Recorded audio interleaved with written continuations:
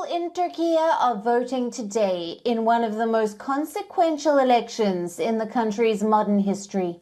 The presidential and parliamentary polls will close at 5 p.m. While casting his vote, President Recep Tayyip Erdogan expressed hope that the outcome of Turkey's biggest election in generations would be good for the future of the country. Presidential candidate and opposition leader Kemal Kilicdaroglu cast his vote in Turkey's landmark elections in the capital city of Ankara, promising a spring for the country that will last forever. A heavily guarded Kilicdaroglu had arrived at the polling station to an applause, waving and greeting people before casting his ballot. The race is between three candidates: Turkey's incumbent President Recep Tayyip Erdogan. However, Erdogan, who has been in power for more than 20 years, now faces his strongest challenge so far. 6 opposition parties have joined forces for the polls, and they have chosen the opposition leader Kemal Kilicdaroglu as their unity candidate. While the race is predominantly between these two candidates, the right-wing leader Sinan Onan has also filed his candidature, something that will only cut Erdogan's prospects. Today's vote will decide not only who leads Turkey, a NATO country of 85 million people, but also how it is governed and where the economy is headed amid a deep cost of living crisis and the shape of its foreign policy. The Turkish politicians held their final rallies in the last hours of campaigning on Saturday. Erdogan, who is facing the toughest challenge in his 2 decades of power, was speaking at various neighborhood rallies in Istanbul, where he described the elections as a celebration for Turkey's future. Çünkü CHP 14 Mayıs seçimlerini ülkemizin geleceğine, milletimizin kazanımlarına, devletimizin hedeflerine sahip çıktığımız bir demokrasi şöleni olarak görüyoruz. Ey Türkiye! Ey İstanbul, ey Ümraniye, bu mücadelede bizimle misin? Erdogan's campaign over the past month has focused on his government's achievements in the defense industry and infrastructure projects, and his assertion that the opposition would roll back such developments. Erdogan also held evening prayers in Istanbul's iconic Hagia Sophia, hours before the presidential and parliamentary elections.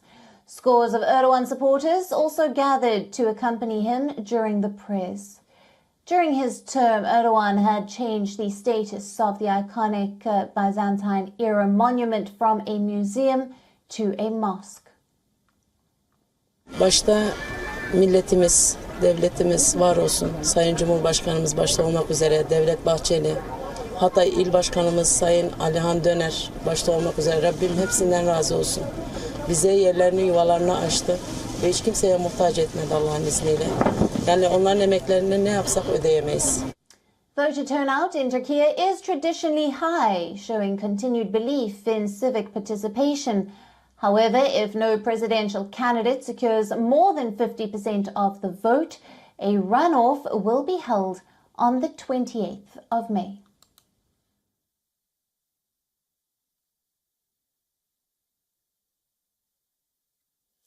Now, for more on this, we have with us our correspondent, Lara Villalan, who is joining us live from Istanbul. Thank you for being with us. Now, this is likely to be the biggest political challenge that Erdogan will face. What are the latest details that you have for us from the ground?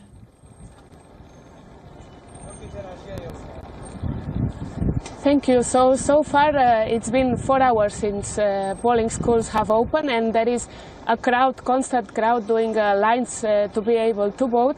And according to some sources that we got on the ground, around 1/3 of the population already have cast their vote, especially in the earthquake area that has been more affected.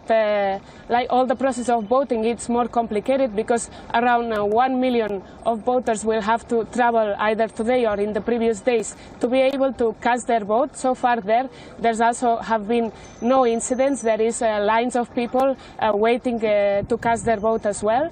And there is a lot of expectation on who's going to be the next president, but also all the eyes are also focused on the parliament, because polls are suggesting that there will be no majority from either side, Erdogan's coalition or Kilicdaroglu coalition. So there we could have as well like a very tension parliament, that it will be very hard to reach agreements and to get a majority for either side who will win.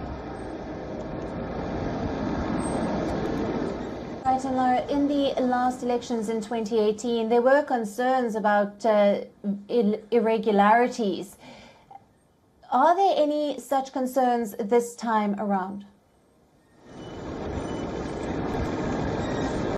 Yes, these concerns actually have increased a lot, especially because of some comments that the President Erdogan has made during the campaign, accusing the opposition to stage a coup in this election, and also trying even to have more control over the counting of these ballot boxes. So a lot of non-government organizations have made a call for voluntaries. There is around 100,000 people, voluntaries that will go around all the polling stations to check if there is all this process is being done with transparency, or to denounce any irregularities.